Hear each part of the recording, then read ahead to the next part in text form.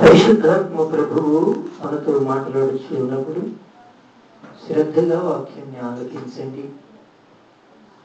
ప్రభువు దీవెనలు అంటే అవి ఆత్మ సంబంధమైనవి, రెండు కుటుంబ సంబంధమైనవి. కుటుంబపరంగా ఆధ్యాత్మికంగా విశ్వాసులు బాగుండడానికి దైవ సన్నిధి దోహదపడుతుంది.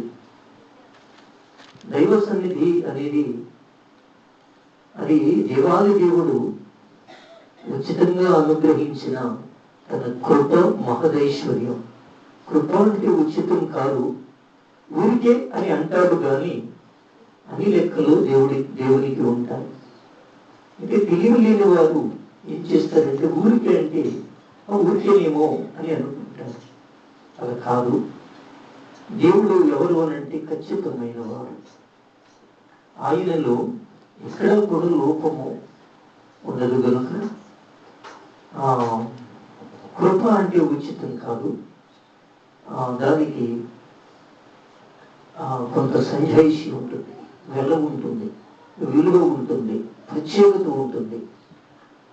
కనుక ఈ మధ్యాహ్నం సన్నిధిలో ప్రభు ప్రతి విశ్వాసిని ప్రేమించేవారుగా ఉంటారు అని చెబుతూ, ఆయన ప్రేమించేవారుగా ఉన్నప్పుడు విశ్వాసి ఎలాగ ఉండాలి అని చెప్పి అంటే, విశ్వాసి ప్రభువునకు కృతజ్ఞతాస్తుతులు చెల్లించేదిగా ఉండాలి. స్తోత్రం. నీవు ఎలాగా ఉన్నావు తల్లి అని చెప్పి అంటే, కృతజ్ఞత అంటే నిండు హృదయంతో ప్రభువుని స్తోత్రం చేయుట. ఆ నిండు హృదయం ప్రతి విశ్వాసిలో ఏర్పడటానికి ప్రతి ఒక్కరు తమను తాము సన్నిధిలో నలుగొట్టుకోవాలి. సన్నిధిలో ఒకరికి ఒకరు నలుగొట్టుకోవడం అంటే ఏంటి?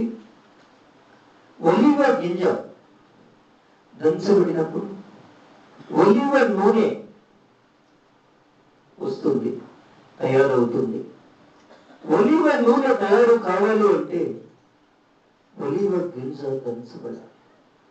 అలాగే విశ్వాసి అయిన నేను మీరు పరిశుద్ధాత్మని చేతిలోనికి వచ్చి ఆయనకు అప్పగించుకున్న తరువాత మాత్రమే ఆయనకి ఇష్టమైన బిడలంగా మార్చబడతాం.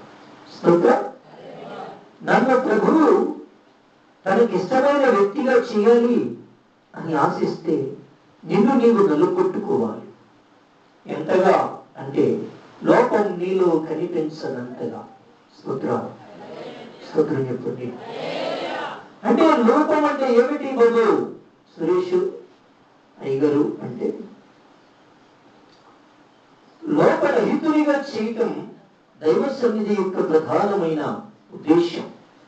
మందిరానికి విశ్వాసిని ప్రభువు ఎందుకు రమ్మంటారు అని అడిగితే, పరలోకానికి సంపూర్ణమైన అర్హత విశ్వాసి సంపాదించడానికి, పరలోక రాజ్యానికి సంపూర్ణమైనటువంటి అర్హత ఒక విశ్వాసి కలిగి ఉండడానికి దైవ సన్నిధి ఆ వ్యక్తిని ఆహ్వానిస్తూ ఉంటుంది. కానీ దైవ సన్నిధి ఏమంటుంది అని అంటే, దైవ సన్నిధిలో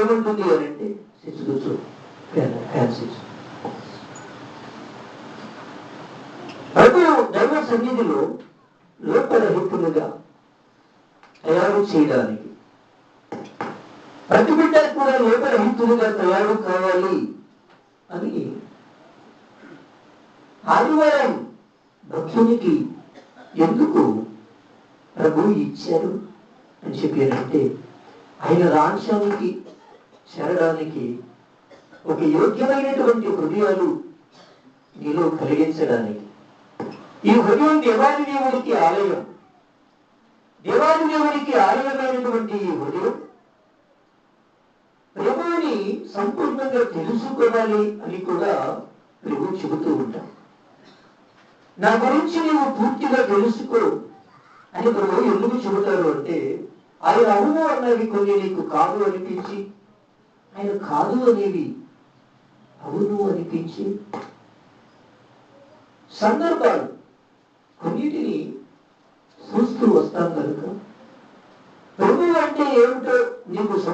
సంపూర్ణంగా తెలియాలి. ఆయన నిర్గుణ నిరాకారుడైనటువంటి దేవుడు, సర్వసద్గుణ సంపూర్ణుడు. స్తోత్రం. ఏ గుణము లేనివాడు అని అన్నారు పరిశుద్ధులు. ఆయన సర్వసద్గుణ సంపూర్ణులు అన్నారు దైవభక్తులు. ఆయన సర్వసద్గుణ సంపూర్ణుడు అయితే, ఆయన గుణములకే ఆకారము అయితే, ప్రేమ అనేది ఉంది అని అంటే అది యేసుక్రీస్తు ప్రభుల వారిలో ఉంది అని, జ్ఞానం అనేది ఉంది అని అంటే అది యేసుక్రీస్తు ప్రభుల వారి వద్ద నుంచి వస్తుంది అని, ఈ విధంగా ప్రభువుల గురించి చదువుకునే అనేకమైన మాటలు ఏమని చెబుతూ ఉన్నాయి అంటే ఆయనను గురించి సంపూర్ణంగా తెలుసుకోవాలి అని. మరి ప్రభువు తెలియాలి అంటే ఆయన ఎలా తెలుస్తారు? ఆయన ఎక్కడున్నారో తెలియడానికి స్తోత్రం. ఒక వ్యక్తిని గురించి నీవు సంపూర్ణంగా తెలుసుకోవాలంటే అతనితో స్నేహం చేయాలి. ఆ స్నేహంలో కూడా పూర్తిగా తెలుస్తుందా అంటే తెలుస్తుంది అని చెప్పలేము. అది నీ సామర్థ్యం, గ్రహించగలిగిన తనం. నీలో ఎంత గ్రహించగలిగిన శక్తి ఉంటే అంత ఆయన తెలుస్తాడు. కానీ తనను తాను బయలుపరుచుకునే గుణం దైవ గుణం. స్తోత్రం. ఆయన అంటే ఏంటో బయట పెట్టుకోడు. జ్ఞానం లేని వాడు తమను తాను బయట పెట్టుకుంటారు. దేవుడు మాత్రం తనను తాను బయట పెట్టుకోని వాడిగా ధ్యానం చేస్తూ ఉన్నాం. ఎందుకని అంటే దేవుడు ఎవరికి తనను బయలుపరుచుకుంటాడు అని అంటే యోగ్యులైన వారికి. ఎవరు యోగ్యులో వారికి ఆయన తనను తాను బయలుపరుచుకుంటారు. అంటే ఆ మాటకి అర్థం తనను తాను అంటే దేవుడిని సంపూర్ణంగా ఎవరు చూడలేరు.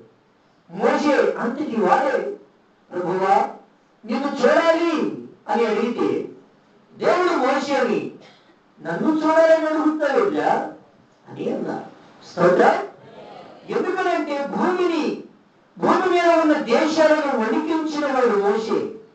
మోషే అని అంటే ఇశ్రాయేలు సమాజం అంతటికి శిరస్సు. స్తోత్రం. ఆ ఇశ్రాయేలు సమాజానికి శిరస్సుగా దేవుని చేత నడిపించబడిన మోషే ద్వారా ఇశ్రాయేలీయులు ప్రయాణం చేశారు. ఇశ్రాయేలీయుల ప్రయాణం అంతా మోషే భక్తుని నాయకత్వం. మోషేతో దేవుడు ఉంటాడు. ఇశ్రాయేలీయులు ఆ దేవుని నీడలో నడవాలి. ఇశ్రాయేలీయులకు దేవాది దేవుని నీడ ఆహారము నీడలోనే, ఆరోగ్యము ఆ నీడలోనే, వారి యొక్క కొనసాగింపు అనగా ప్రయాణము ఆ నీడలోనే. స్తోత్రం.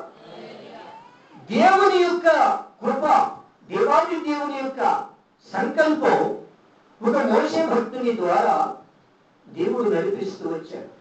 అటువంటి మోషేనే ప్రభువుని నిన్ను చూడాలి అని అడిగితే దేవుడు నన్ను చూస్తానంటాడు అన్నాడు. అంటే మానగర్థం స్తోత్రం చెప్పండి. దేవుడిని మానవుడు చూడలేడు.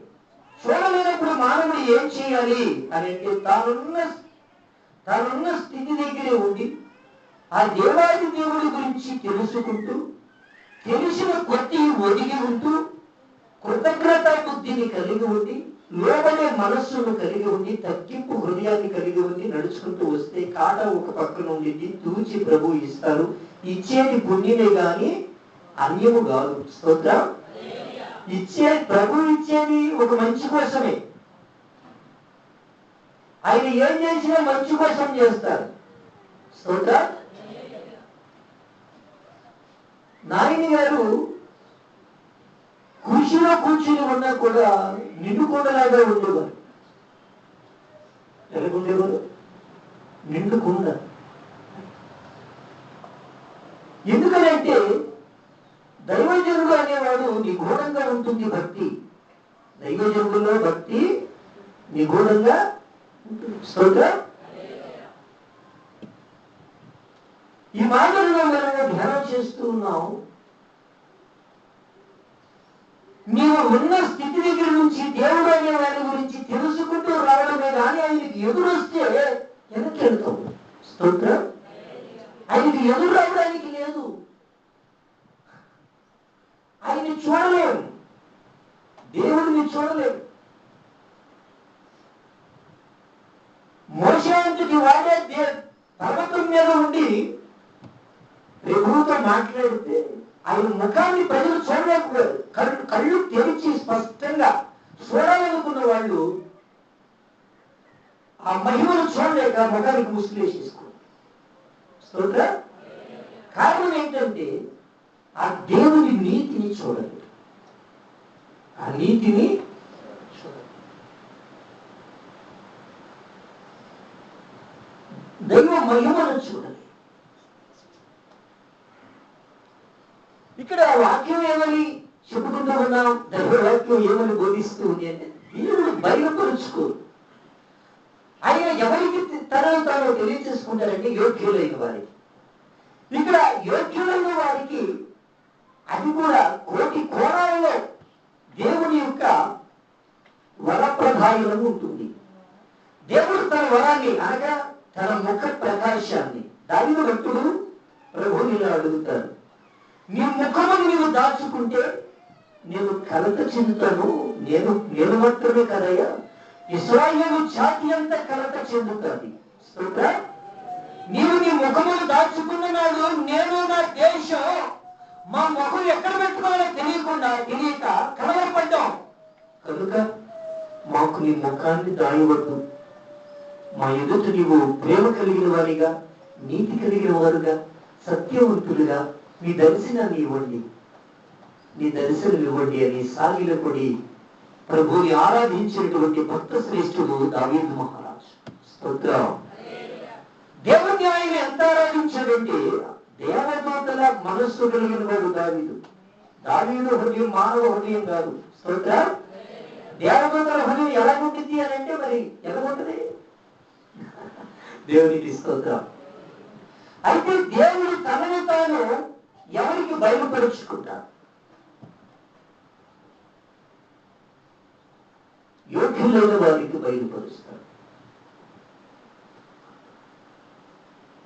పరిపూర్ణంగా దేవుడిని తెలుసుకొని ఆయన తెలియవారుగా ఉన్నారు. ఉండి ఆయన ఏం చేస్తున్నారు అని అంటే తాను అభిషేకించినటువంటి దైవజనుల ద్వారా ఆయన తన కార్యాలను భూమి మీద జరిగించడానికి ఇష్టం కలిగి ఉన్నారు. ఆయన కార్యాలు భూమి మీద జరుగుతూ వచ్చేది ఆయన ఏర్పాటు చేసినటువంటి దైవజనుల ద్వారానే. సేవకుని మాట ఏమిటి అని అంటే దేవుని మాట. స్తోత్రం. త్వరలో ఏ సంఘానికి ఆ దైవజనుడండి, ప్రతి సంఘం కూడా ఏమంటుందో తెలుసా? మా పాస్టర్ గారి మాట మాకు దేవుని మాట. ఎందుకని అని అంటే వారికి తెలిసినంత వరకు సంఘానికి ఆ విశ్వాసులకు శిరస్సు అని దైవజనుడు. దైవజనుడికి శిరస్సు యేసుక్రీస్తు ప్రభువారు. స్తోత్ర. ఆ సంఘానికి ఆ దైవజనుడు శిరస్సు లాంటి వాడు. కనుక మా పాస్టర్ గారి మాటే మాకు వేదం అని అంటారు. ఎందుకంటే పాపమో పుణ్యమో మంచి చెడు 30 వయసులు, మంచి 70 వయసులు ఆ దైవజనుడి వద్ద నుంచి సంఘానికి వస్తుంది. సేవకుల ద్వారా నష్టం ఏం కలగదు, కానీ విశ్వాసుల క్రియల వల్లనే వారికి నష్టం దైవజనుడి వల్ల, దైవజనుడి ద్వారా వచ్చింది. స్తోత్ర. విశ్వాసి క్రియలు సేవకుడికి తగిలి మళ్ళీ అన్ని వెనక్కి వెళ్ళిపోతాయి, ఆ విశ్వాస దగ్గరికి వెళ్తాయి. అది 30 పాళ్ళు నష్టం, 70 పాళ్ళు దీవెన ఉంటుంది. స్తోత్ర. సరే, దేవుడు అనేవాడు మానవుడికి కనిపించని వారిగా ఉన్నారు. ఆయన అగోచరుడు. మరి అటువంటి దేవుడిని ఎవరు చూడగలరు? మోషే దేవుడితో అయ్యా నేను చూడాలి అని ఆశపడుతున్నాను అన్నాడు. తనతో మాట్లాడిన ఆ దేవుడిని భూమి మీద మానవుని ఉద్దేశం ఏంటో తెలుసండి. ఈ సంఘంలో నేను వాక్యం నేర్చుకున్నాను, ఈ సంఘం నా తండ్రి యొక్క ప్రయాసలో మేలు పొందుకున్నది. అయితే ఈ దేవుడు ఈ బైబిల్ దగ్గర ఏం చేస్తాడో తెలుసా అమ్మా? దేవుడు మధ్య ఉన్న సంబంధాన్ని నేను ధ్యానం చేస్తూ ఉంటాను. దేవుడు అనేవాడికి మానవుడికి మధ్య ఉన్న సంబంధం. ఈరోజు మానవుడు దేవుడికి ఎంత దూరంగా ఉన్నాడు. నేను చెప్పే ఉపదేశం కానీ, నేను చేసే బోధ కానీ, ఇది అంతా నాకు ప్రభువు నేర్పించినటువంటి ఈ బైబిల్ జ్ఞాన పాండిత్యమే. స్తోత్ర. కారణం ఏంటంటే మనిషి దేవునికి ఎంత దూరంగా ఉన్నాడో దగ్గరగా బైబిల్ని చదివేవాడికి మాత్రమే తెలుసు, అందరికీ తెలియదు. దేవుడు మానవుడికి ఎంత దూరంగా ఉన్నాడో బైబిల్ని చాలా జాగ్రత్తగా చదవగలిగినటువంటి బుద్ధిమంతులకు మాత్రమే అది తెలిసినటువంటి విషయం. దేవుడు అసలు మానవుడికి ఎలాగ ఉన్నాడు, మానవుడి హృదయం ఎలా ఆలోచిస్తాడు, దేవుడు వారిని ఎలా ఏలుబడి చేస్తా వస్తాడు, ఇది అంతా ఆ బైబిల్ చక్కగా చెబుతూ ఉంది. దేవునికి స్తోత్రం. దేవుడిని మానవుడు తెలుసుకోవడానికి సన్నిధికి వస్తున్నాం. అమ్మా నువ్వు గుడికి ఎందుకు వచ్చాడే తల్లి అని అంటే, ఈ రోజు పాస్టర్ గారు ఏం చెప్తారో వాక్యం విందామని అయ్యా విన్నావు. ఈ రోజు పాస్టర్ గారు చెప్పిన వాక్యంలో నుంచి దేవుడు దైవజనుడిని ఉన్నతంగా వాడుకుని నీతో ఉపదేశం చేస్తే నీ హృదయంలో ఉన్నటువంటి ఆలోచనలు నెరవేరాలని పంతంతో నువ్వు వాక్యం వింటున్నావా, లేక దైవజనుడు చెప్పిన ఉపదేశం ద్వారా సేవకుడిని గౌరవిస్తూ మన్నన చేస్తూ తగ్గింపు జీవితంతో కృతజ్ఞత బుద్ధి కలిగి దేవుని సన్నిధానంలో సేవకుని ఎలా చూడాలి, దేవునికి నేను ఎలా భక్తి చేయాలి, ఒక విశ్వాసిగా నా స్థితి ఏంటి, నా స్థానం ఏంటి అని పరిశీలించుకుంటూ నీ ఆత్మీయ జీవితాన్ని గడుపుకుంటున్నావా తల్లి, నడిపించుకుంటున్నావా తల్లి అని అడిగితే సమాధానం ఆలోచించుకోవాలి. స్తోత్ర. నీ సమాధానం ఏంటి?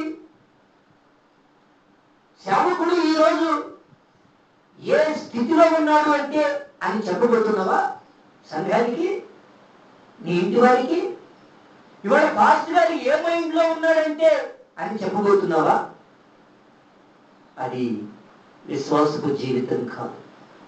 స్తోత్రం. అది విశ్వాసపు జీవితం కాదు. సంఘము ఎప్పుడు బాగుపడితే అని అంటే విధేయతలు కలిగి ఉన్నప్పుడు మాత్రమే. సేవకుని ఎడల కానీ సంఘం ఎడల కానీ ఒక విశ్వాసి ఏ విధంగా నడుచుకోవాలని గ్రంథం చెబుతుందో, బైబిల్ చెబుతుందో ఆ విధంగా నడుచుకోవాలండి, ఆ విధంగా ప్రవర్తించాలి. చాలాసార్లు నేను గమనిస్తూ వచ్చినప్పుడు విశ్వాసులైన వారు బైబిల్ చదువుతూ ఉంటే వారికి బైబిల్ ఎలా అర్థమవుతుందంటే వారి హృదయాలకు తగ్గట్టుగా వాక్యాన్ని అర్థం చేసుకుని దేవుని మందిరంలో విశ్వాసి భక్తి ఎలా చేయాలి అనే విషయంలో కానీ, ప్రభువుని ఎలా ఆరాధన చేయాలి అనే విషయంలో కానీ, భక్తి కలిగినటువంటి జీవితాన్ని తన కుటుంబం వద్ద ఎలా ప్రభువు కొరకు జీవించాలి అనేటటువంటి ఆలోచనలో కానీ, దశమ భాగం సంఘానికి ఎలా ఇవ్వాలి అనే విషయంలో కానీ, దేవుని సన్నిధిలో పాత నిబంధన గ్రంథంలో మొక్కుబడులను బలులను వాడు సన్నిధిలో అర్పించి లేవీయులకు చెల్లించవలసినవి లేవీయుడికి చెల్లించి వారు వారి కుటుంబము ఏమి తినాలో దాన్ని గ్రంథం ఏమని చెప్పిందో అలాగూ భుజించి సన్నిధిలో వారు దైవ దీవెనలు పొందేవారు. స్తోత్రం. దీన్ని ఎలా అర్థం చేసుకుంటారంటేనమ్మా, బైబిల్ చదవండి అంటే నేను 2 సార్లు చదివాను, 3 సార్లు చదివాను, 1 సారి చదివాను అని చెప్పుకుంటూ వచ్చే ప్రియ తల్లులారా, ఆగండి. చదువుతున్నావు, దేవుని ఆత్మ నీకు తోడై ఉండని, యేసయ్య జ్ఞానం నిన్ను నడిపించని, దైవజనుని నాయకత్వానికి విధేయునిగా ఉండి వాక్యాన్ని చదువు. సేవకుని అధికారాన్ని వంకిన తగిలించి సొంత పెత్తలతో బైబిల్ సరియవో దెయ్యం పట్టింది ఏదో రోజుకి. దేవునికి స్తోత్రం. ఏమంటున్నా నేను ప్రియ తల్లులారా, విధేయ హృదయంతో వాక్యాన్ని చదవాలి. యేసయ్య ఇచ్చే మనసుతో వాక్యం చదవాలి. నీ మనసుతో వాక్యం చదివితే దేవుని చిత్తం ఎందుకు నెరవేరింది సంఘంలో? నిజం తెలిసేవాడికి నువ్వు ముసందారు అయిపోతావు. ఇకప్పుడు ఏం చేస్తావు భక్తి? స్తోత్ర. సన్నిధి యొక్క వాస్తవం నిజమైన సత్యం తెలిసే వాటికి నీకు ముసల్తనం వచ్చేస్తుంది. ఇక ఆ రోజు నుంచి చేయాలనుకుంటే ఏం చేస్తావు? భక్తి దేవునికి స్తోత్రం. హల్లెలూయా.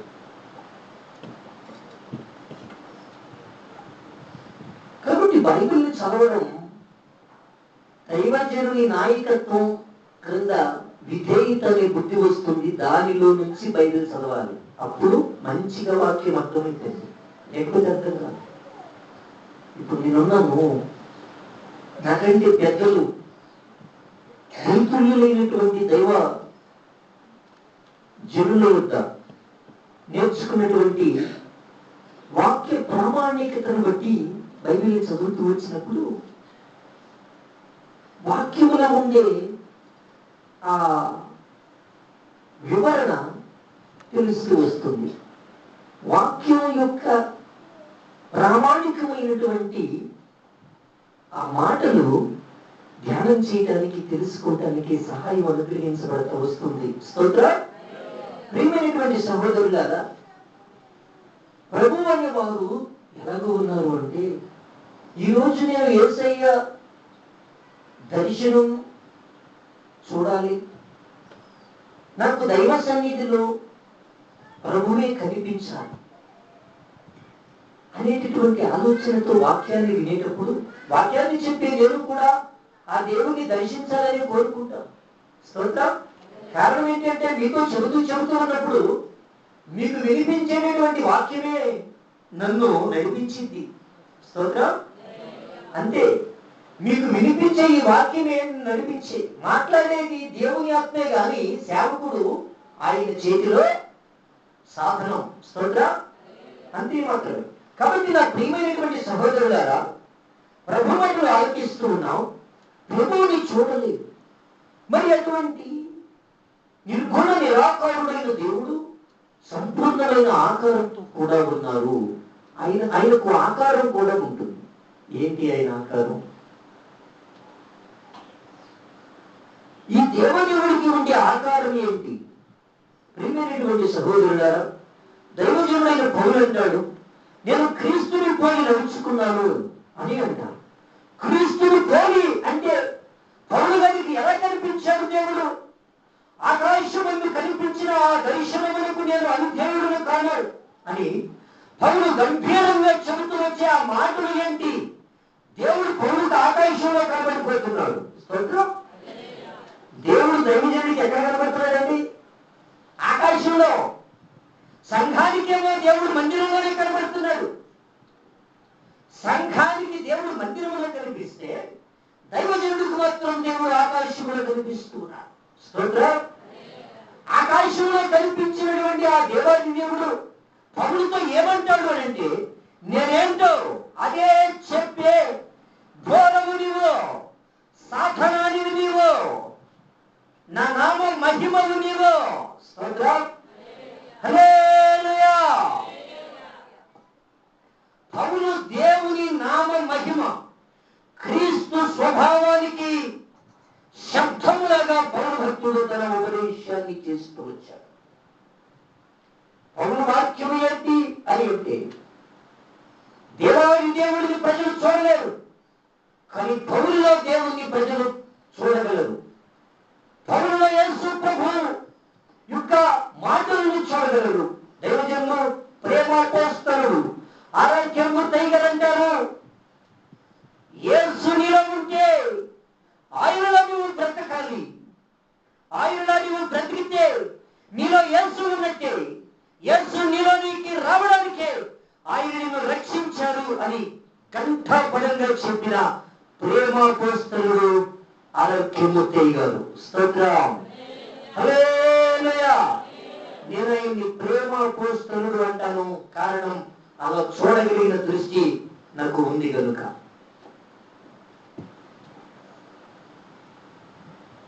పెద్ద పెద్ద దైవజనులు కూడా ఆయన దీవెనలు పొందినవారు. స్తోత్ర. అంత గొప్ప వ్యక్తి మూర్తి గారు, ముత్తయ్య గారు.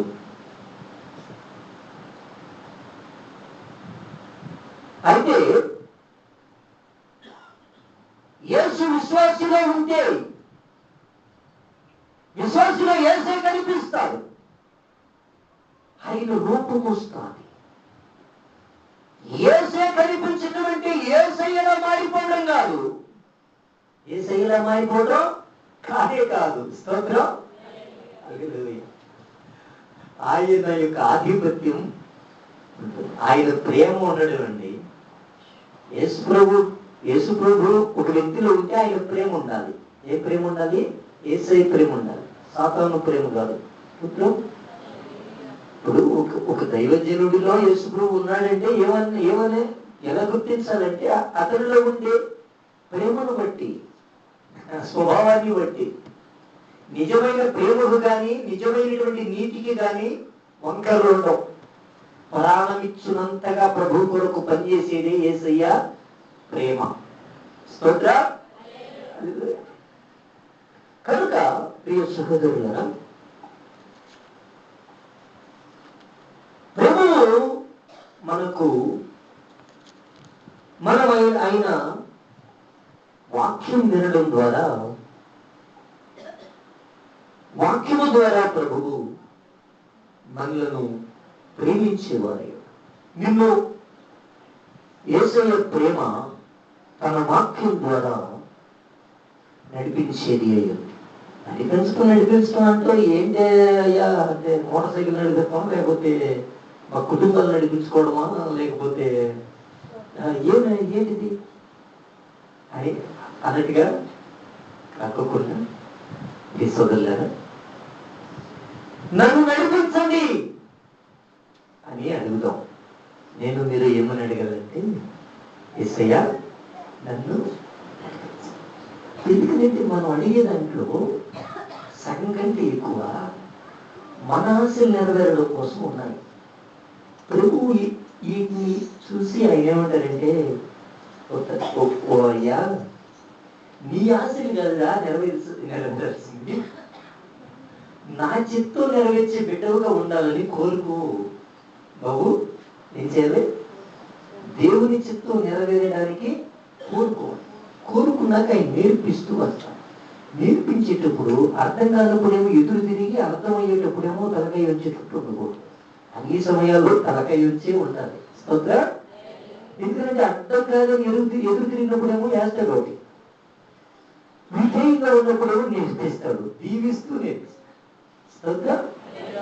కాబట్టి నీ ఆశలు నెరవేరడం కోసం కాదు నడిపించుకునేది, ఆయన చిత్తం నెరవేర్చుకునే బిడ్డగా కోరుకో మనసులో.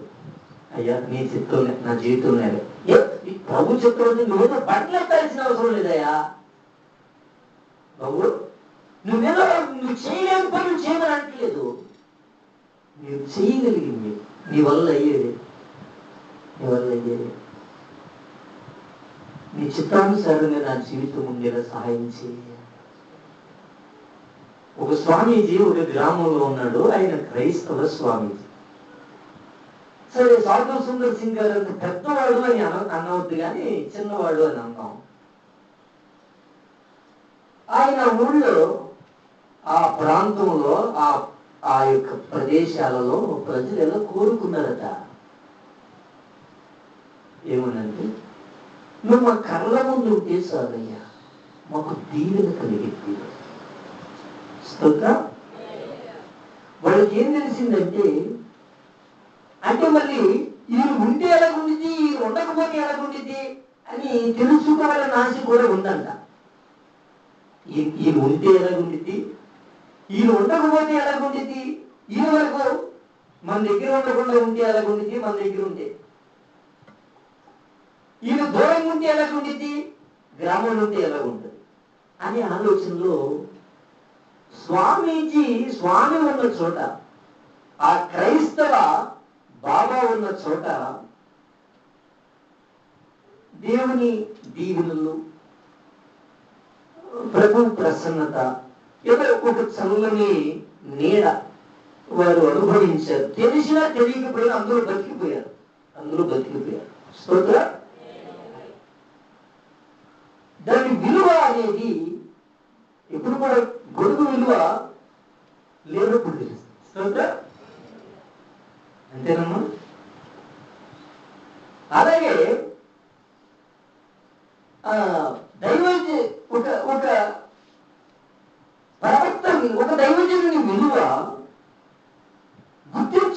అను పొందుకుంటూ ఉంటారు కానీ గుర్తించలేరు. గుర్తించిన వారు దాని యొక్క అది లేకపోతే ఉండే పరిస్థితులు ఎలా ఉంటాయో తెలుసుకుంటూ వస్తారు. దేవునికి స్తోత్రం. కారణం ఏంటంటే అది అది ఏదో రమంటే వచ్చింది కాదు, పొమ్మంటే పోయేది కాదు. అది అది ఆ పరలోకంలో అది దేవుని యొక్క నడిపింపు. కొన్నిసార్లు దేవుని చిత్తం మానవుని ఆలోచనకు అందరంత ఉన్నతంగా ఉంటుంది. సరే, ఏమైనా కూడా వాక్యం ఏమని చెబుతుంది అంటే, ప్రభు ఒక వ్యక్తిని నడిపించినట్లుగా నీ చిత్తానుసారంగా నా జీవితాన్ని నేను నడిపించుకునేలా మీరు సహాయం చేయదయ్యా, మీరే నన్ను నడిపించదయ్యా. ఈ విధంగా ప్రార్థన చేస్తూ వచ్చినప్పుడు ప్రభు అయితే ఒకటే చెబుతూ ఉంటారు, తన చిత్తము చొప్పున ప్రతి విశ్వాసిని కూడా నడిపించాలని. నీకు ఏది అవసరమో అది బోధించి, ఏ దైవజనుడైన కూడా సంఘానికి ఏమి చెబుతారంటేనండి, అక్కడ ఏమి అవసరమో అది బోధిస్తారమ్మా. స్తోత్రం. నీకు ఏం కావాలో అది చెబుతారు కానీ నీకు ప్రభు ఏం చెప్పమంటారో అది చెబుతారు కానీ నువ్వు ఏం కోరుకుంటావో అది చెప్పరండి. నీ హృదయంలో మాకు ఈ వాక్యం చెప్పండి అయ్యా, మమ్మల్ని ఇలా దీవించండి అయ్యా అని అడిగితే అవి చేయరు పాస్టర్ గారు. నిన్ను చూసినప్పుడు దేవుడు నీకు ఏమని బోధించమని ప్రేరేపణ ఇస్తాడు, అది బోధిస్తాడు. స్తోత్రం. కారణం ఏంటంటే విశ్వాసికి ఏమి అవసరమో దైవజనుడికి తెలుస్తుంది. విశ్వాసికి ఏమి అవసరమో దైవజనుడికి. స్తోత్రం. ముందు నీళ్ళకే గొడవలు పడితే బాల్య నీళ్ళు వేసుకుంటారు బామా అని. ఈ భూమి మీద దేవాది దేవుడు ఏమి చేసేవారై ఉన్నారు, ఈ భూమి మీద దేవాది దేవుని యొక్క చిత్తము ఎలాగ ఉంది అనేటటువంటి విషయాలను కనుక పరిశీలనగా తెలుసుకోవాలని ఆలోచన చేస్తే అది ఈ మానవ మేధస్సులు భూకంపాలు తెప్పించేవిగా ఉన్నాయి. స్తోత్రం. ఈ మానవ మేధస్సులు కకాలికలమైపోతుందండి. ఎందుకంటే వాక్యాలు ఎలా కూడా ఉంటాయా, ఇదొద్దులు పక్కకు నెట్టేద్దాం, ఇదొద్దులు పక్కకు నెట్టేద్దాం అనుకునే వాక్యాలు ఎన్నో ఉన్నాయి. స్తోత్రం. ఈ భూమి మీద ఏం జరుగుతుంది? ప్రకటన గ్రంథాన్ని చదువుతూ వచ్చినప్పుడు 7 ముద్రలు 4వ అధ్యాయములో అది పరలోకము తెరవబడి ఉంటుందని సూచించింది. ఇక్కడికి ఎక్కిరము అని ఒక స్వరము చెప్పుట నేను వింటిని అని యెహోవా భక్తుడు ఆ మాటలను చెబుతూ వస్తే మీరు చదువుకుంటూ వస్తాం. స్తోత్రం.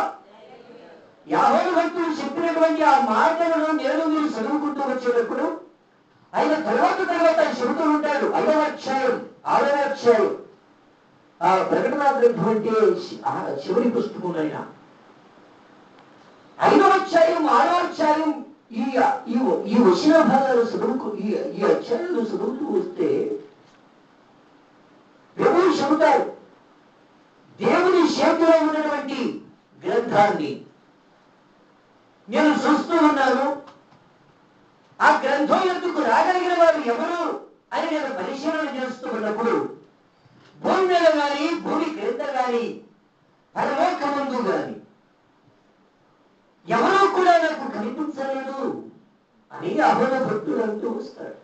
స్తోత్రం. యెహోవా భక్తుడు ఆ మాట అంటూ ఆయన ఏమంటారు అంటే,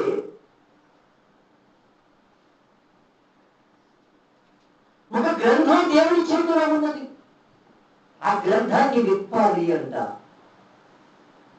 అది 7 ముద్రలు కలిగిన గ్రంథం. 5వ అధ్యాయం 6వ అధ్యాయం 7 ముద్రలు విప్పుటకు శక్తి కలిగిన వారు ఎవరు అని నేను పర్వతమంతా గాలిస్తూ ఉన్నాను అని అంటాడు యోహాను. వీళ్ళు కళ్ళు తిరుగుతా ఉన్నాయి, సమస్యలు కింద పడిపోతున్నారు, శక్తి సారడం లేదు, శక్తి సరిపోవడం లేదు, అయినా గ్రంథాన్ని చూస్తూ ఉన్నాడు. స్తోత్రం. అలాగే ప్రకటన గ్రంథాన్ని చదువుతూ వస్తే తల్లి ఈ భూమి మీద ఏమి సంభవిస్తుంది అనే విషయాలు దేవుని బిడ్డలంగా మనం తెలుసుకుంటూ వస్తాం. యేసుప్రభు బిడ్డలుగా బైబిల్ జ్ఞానం తెలియకపోతే మనం ఇంకా ఎందుకంటే ఈ సంఘంలో బైబిల్ జ్ఞానం అనేది విశ్వాసికి లేకుండా యేసుప్రభు ఎప్పుడు ప్రేమ స్వరూపి అనే జీవితాలు అనుకుంటే ఆయన ఈ లోకానికి కొన్ని తీర్పులు కూడా తీరుస్తాడు. కరుణ అది ఒక దేవుని తీర్పు. సరిగ్గా దానికి 100 సంవత్సరాల ముందు ప్లేగు వ్యాధి వచ్చిందట. సరిగ్గా ప్రతి 100 సంవత్సరాలకి ఒక తెగులు ఈ భూమి మీద వచ్చినట్లుగా పండితులు అవి చక్కగా తెలియచేశారు. ఆ మాటలు వింటున్నారని కదా తెలిసేది. మరి స్తోత్రం. సరిగ్గా 100 సంవత్సరాల క్రితం ప్లేగు వ్యాధి, అది కూడా ప్రపంచాన్ని అతలాకుతలం చేసింది. ఇలా కొన్ని ఇవన్నీ దైవ తీర్పులండి. దీని గురించి వరప్రసాద్ అనేటటువంటి ఒక పాస్టర్ ఉన్నాడు. వరప్రసాద్ ఒక దైవజనుడు. ఆయన మరి పూర్తిగా నేను ఇంకా పరిశీలనలో ఉన్నాడు. నా దృష్టిలో సేవకులు కూడా కొంతమంది దైవజనులు పరిశీలిస్తూ ఉంటారు, ఇతడు నిజమైన సేవకుడా ఏంటి అని. అయితే ఆయన కొన్ని దర్శనాలు చెప్తూ వస్తారు. కరోనా వచ్చినప్పుడు దేవుడు ఆయనకు చూపించిన దర్శనాలు ఆయన చెబుతూ ఇది తీర్పు అని స్పష్టంగా ఆయన చెబుతూ వచ్చారు. అదేంటంటే స్తోత్రం. మేదిరత్నం గారని ఒక గొప్ప దైవజనులు ఉంది ఖమ్మం ప్రాంతంలో. ఆవిడ నేరుగా ప్రార్థించి పరలోకాన్ని చూస్తుంది. ప్రార్థన చేస్తానే పరలోక రాజ్యంలో ఏం జరుగుతుంది, అక్కడ ఏముంటుంది, ఎలా ఉంటుంది, నరకం అంటే ఏంటి, ఇవన్నీ కూడా ఆవిడ చూసి ఆవిడ వాటిని గ్రంథస్థం చేసింది, పుస్తకం రచించింది. తర్వాత యూట్యూబ్లో ఫోన్లో కూడా ఆవిడ వాక్యాలు చేస్తుంది. ప్రభు అలా తెలియచేశారు. అమ్మా, నీవు ఈ సువార్తను ప్రజలకు చెప్పడానికి నేను ఏర్పాటు చేసుకున్నానని చెప్పి ప్రభు తల్లితో చెప్పడం తాను చెప్పినటువంటి మాటలు. అయితే తీర్పులు భూమి మీద కొన్ని జరుగుతూ వస్తాయి. ఈ తీర్పులు అనేది మనం ఒకప్పుడు ఒక మాట ముందు నెలకి మనకి భార్య అంటే ఆ మాట మనం ఒక సామెత ఎందుకు చెప్పుకుంటామంటే, దేవుని యొక్క చర్యలు భూమి మీద ఏమై ఉన్నాయో పరిశీలనగా చూసేవారు ఉన్నారండి. ఈ భూమికి ఏం జరగబోతూ ఉంది అని పరిశీలించేవాడు నిజమైన భక్తుడండి. ఈ మాట మంచిగా ఏనాడు తల్లి, అసలు ఈ భూమి మీద ఏం జరగబోతూ ఉంది అని తెలుసుకునేవాడే నిజమైన భక్తుడు. వాడు అబ్రహాముతో సమానం. స్తోత్రం చెప్పండి. ఎందుకంటే అబ్రహాము తన గుడార ద్వారబంధం ఎదుటి కూర్చుని దేవుడు చూస్తున్నాడు. దేవుడిని చూస్తున్నాడంటే ఈ ప్రపంచ కాలఘట్టులన్నీ నాతో మాట్లాడిన దేవుని చేతుల్లోనే ఉన్నాయి, అసలు ఆయన చెప్తేనే తెలుస్తుంది అని ఆ మాటకి అర్థం. ఇంటి నిండా బంగారం ఉందకుండా ఆయనకి కావలసినంత ఐశ్వర్యం అబ్రహాము కలిగి ఉన్నాడు. కానీ ఆయన గుడారంలో కూర్చుని ఇంటి ముందు కూర్చున్నాడు. ఇల్లు కట్టుకోవచ్చు, డాబా కట్టుకోవచ్చు, కట్టుకోలేదు అని బైబిల్ చెప్పింది. దైవజనులు కూడా అలాగే చెప్తున్నారు. నేను అలాగే చెప్తాను. అంటే ఎందుకు ఒక భవంతిని అబ్రహాము నిర్మించుకోలేదు అని అంటే, నా రాజ్యము నా తండ్రి రాజ్యము ఈ లోక సంబంధమైనది కాదు, పునాదులు కలిగిన పట్టణానికి నేను చేరాలి కనుక నేను పరిశుద్ధాత్ములను ఏం చేయమంటే అది మాత్రము చేయాలి. స్తోత్రం. పరిశుద్ధాత్ములు ఏం చేయమంటే అదే నేను చేస్తాను అని చెప్పి అబ్రహాము తన జీవితాన్ని జీవిస్తూ వచ్చాడు.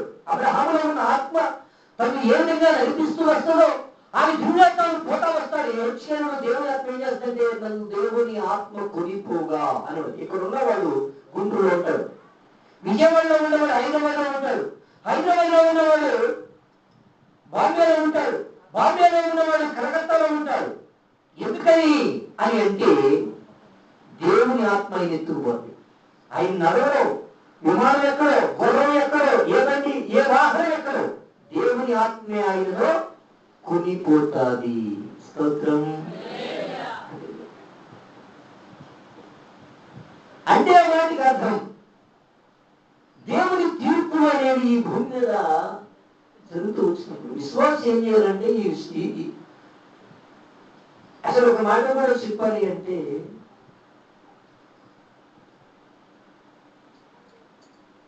విశ్వాసి గాని ఈ లోకం యొక్క క్షేమం గాని దైవ సేవకుల యొక్క సహనం మీద ఆధారపడి ఉందండి. స్తోత్రం. సేవకుడు ఆపు అంటే దేవుడు ఆపేవాడుగా, నీ చిత్తం అంటే ఆయన తన చిత్తాన్ని జరిగించేవాడుగా దేవుడు ఉన్నాడండి. అంటే సేవకుని యొక్క మాట చొప్పున దేవుడి భూమిని జరిగించేవాడు. ఈ మాట చెబుతున్నాడు కదా బైబిల్ గ్రంథం నాతో ఇలా మాట్లాడుతుంది. యెహోవా రమ్ము అని సంఘం చెప్పాలి. ఎవరు చెప్పాలి సంఘం? నువ్వు నిజమైన విశ్వాసం అయితే మరణాన్ని పిలవగలగాలి. పిలవలేకపోతే ఎగురుతావా ఎగురుతావా? ఎగురుతావా? నువ్వు పిలవలేవు అని అంటే నువ్వు సిద్ధంగా లేవు. సిద్ధంగా లేవు నువ్వు ఏం చేస్తున్నావు? ఆడుకుంటున్నావు దేవుని సన్నిధిలో. ఆయనకి పులిచేద్ద మరి. స్తోత్రం. హల్లెలూయా.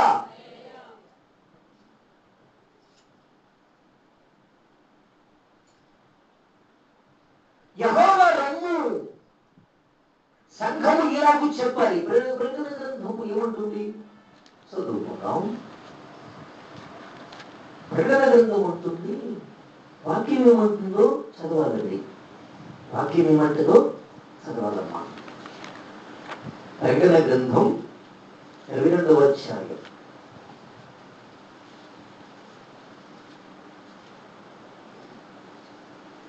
ప్రకటన గ్రంథం 22వ అధ్యాయం 20వ వచనం. ఈ సంగతులను గురించి సాక్ష్యం ఇచ్చేవాడు అవును త్వరగా వచ్చుచున్నానని చెప్పుచున్నాడు. ఆమె ప్రభువైన యేసు. స్తోత్రం. ఈ వాక్యం ఏమని సెలవిస్తూ ఉందంటే ప్రభువైన యేసు యేసయ్యను రమ్మని సంఘము పిలవాలి. యేసు రమ్ము. ఎందుకని యేసు రమ్ము అని నేను మీరు పిలవాలి అని అంటే యేసు రమ్ము అని నేను ఎందుకు పిలవాలి అని అంటే దేవునికి స్తోత్రం. దేవుని రాజ్యం భూమి మీద స్థాపించబడాలి. పాపముతో నిండిపోయినటువంటి ప్రపంచంలో యేసయ్య రాజ్యము స్థాపించబడాలి అంటే పిల్లరా యేసయ్య రాజ్యము స్థాపించబడాలి. మనం చూస్తూ ఉండగా లోకము పాపం చేత అవినీతి దుర్మార్గం దుష్టత్వమైన గుణాలతో నిమిడీకృతం కాకోకుండా ఈ ప్రపంచం సద్గుణశీలంతో ఉండడానికి భక్తుడు ప్రభువైన యేసు రమ్ము అని పిలిచి బిడ్డగా ఉండాలి. స్తోత్రం. హల్లెలూయా.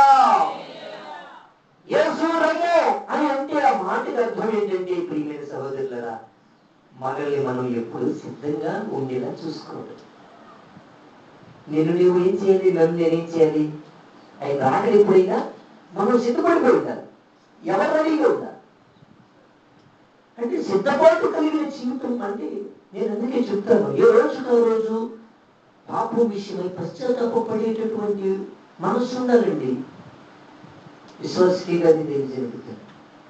తన పాపం విషయం ఆ రోజుకు ఆ రోజు దేవుని పాదాల వద్ద క్షమాపణ అడిగి దాన్ని నూతనం చేసుకోగలిగినటువంటి భక్తి చేయకపోతే అది ఆ పాపం మన్నమైపోతుంది. ఆ పాపం నీ హృదయాన్ని ఏం చేస్తుందంటే మొండి చేసేస్తుంది. నీ హృదయం పశ్చాత్తపడదు, ఏడవదు, బాధ కలగదు. నేను పాపిని అన్న ఆ గిచ్చితే స్పర్శ తెలియదు. నేను పాపిని అన్న ఆ భావం విశ్వాసంలో రాకపోతే అగండి ఏం భక్తి చేయడానికి సన్నిధికి వస్తాం? స్తోత్రం.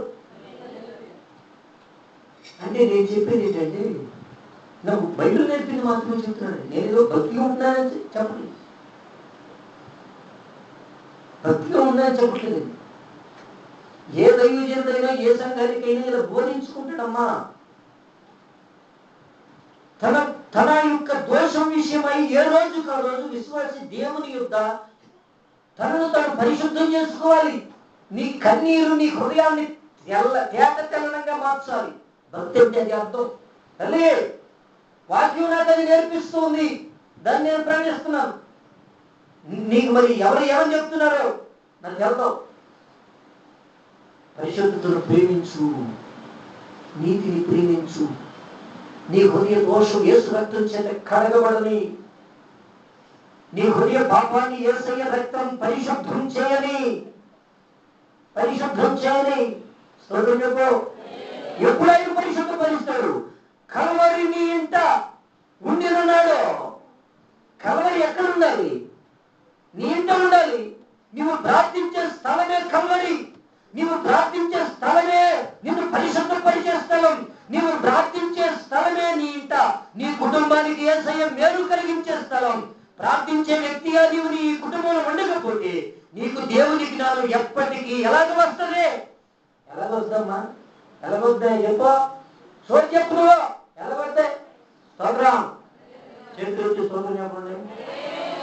నీవు ప్రార్థించే స్థలమే నీ కుటుంబంలో నీ పాప క్షమాపణ, నీ కన్నీరే కల్వరి నీ కళ్ళ ముందుకు తెచ్చిపెట్టింది. యేసు ప్రభు నీ ముందు నిలబడిపోతాడు. దైవజనుడు యేసు అనే గారు ప్రార్థన చేస్తూ ఉంటే మహాపర్వతాల్లాగా రెండు పెద్ద పాపములు ఆ దైవజనుడు ఎదుట నిలిస్తే దైవజనుడు స్వస్థంగా పడి దేవుణ్ణి స్తుతించి ఆరాధించారు. ఆ అభిషేకమే సేవకుని గొప్పగా దైవ సేవ చేయడానికి వాడుకున్నది. స్తోత్రం. హల్లెలూయా. చెప్పు, చేయొద్దు. స్తోత్రం చెప్పా.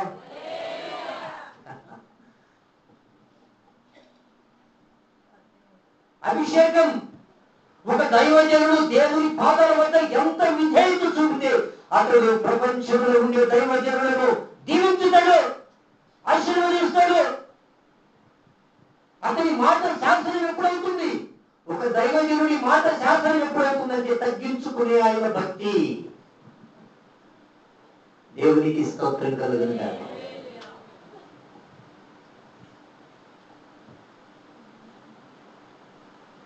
మనలో మనం ఉండేది భూమి మీదండి.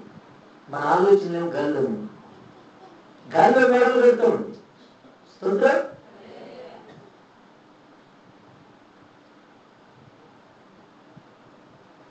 ఆయన అసలు నీ గురించి ఏమి వెళ్ళడు. ఆయన మా పెద్దనాన్ని చెప్పాడు.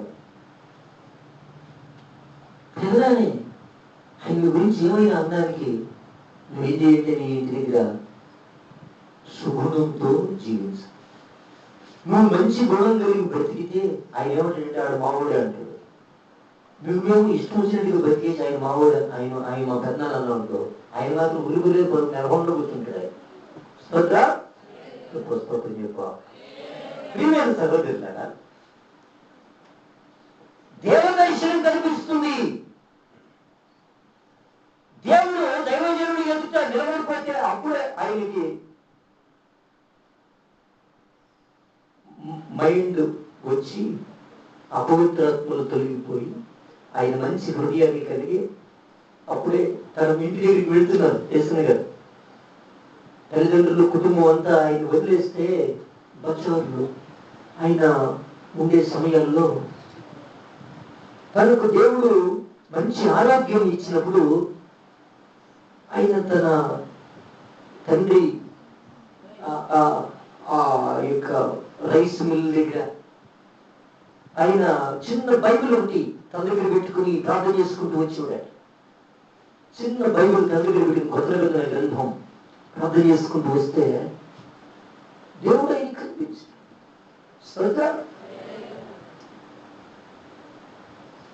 ఈ మధ్యాహ్నం నా ప్రియమైన సహోదరులారా,